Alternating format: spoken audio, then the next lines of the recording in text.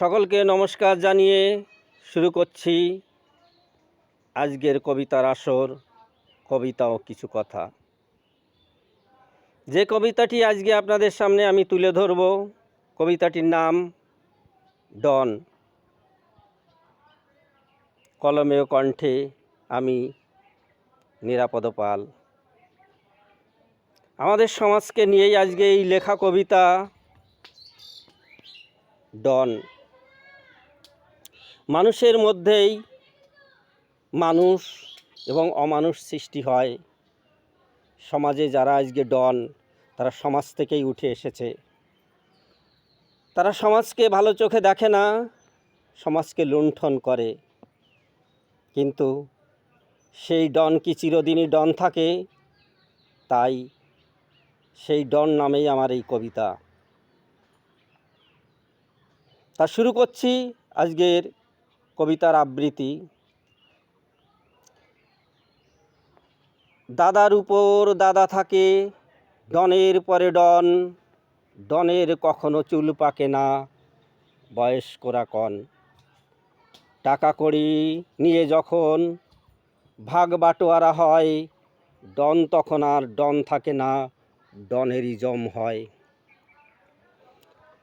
এই সমাজে সবাই যখন কষ্ট করে খায়, তোমরাও তো কষ্ট করে দাও না পরিচয়। লোকের মাথায় বাড়ি দিয়ে নেবে কখন টাকা, সময় আছে দেখো ভেবে, জীবনটা নয় ফাঁকা। যারা তোমায় ডন বানাবে থাকবে না তো পাশে, ওদের কাজটি করে হাসিল দেয় গো ফেলে শেষে।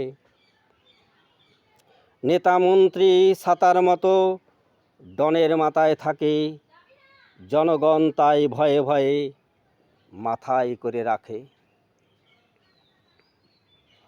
তুমি কারো সন্তান, আবার কারো ঘরের স্বামী, এই সমাজটা দেখছে তোমায়, তুমি কত দামি। টাকার পাহাড় যতই বানাও নেই সমাজে মান, অকালে তাই যেতে হবে কেড়ে নেবে প্রাণ। ডনের গর্বে হয় না রে ডন, মায়ের গর্বে ডন। ভালো মানুষ হয়ে রাখো তোমরা বাবা মায়ের মান।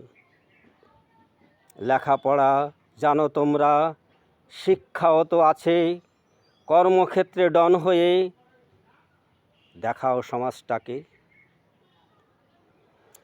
বয়স আমার কম হলো না, দেখলাম অনেক কিছু, দুদিন পরেই সমাজে হয় গো মাথা নিচু।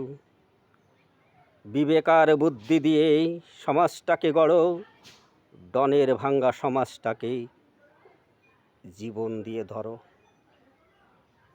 সমাপ্ত। যারা আজকে ইউটিউব চ্যানেলে আমার এই কবিতাটি দেখছেন, একটু উপলব্ধি করবেন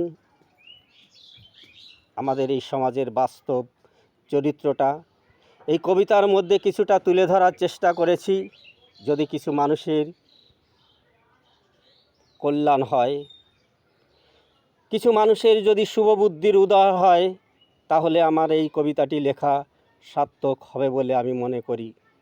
সকলকে আবারও নমস্কার জানিয়ে আমি শেষ করছি আমার কবিতার আসর, কবিতা ও কিছু কথা আমি নিরাপদ পাল। সকলের প্রতি আন্তরিক অভিনন্দন রইল। সবাই ভালো থাকবেন, সুস্থ থাকবেন, এই আমার একমাত্র কাম্য।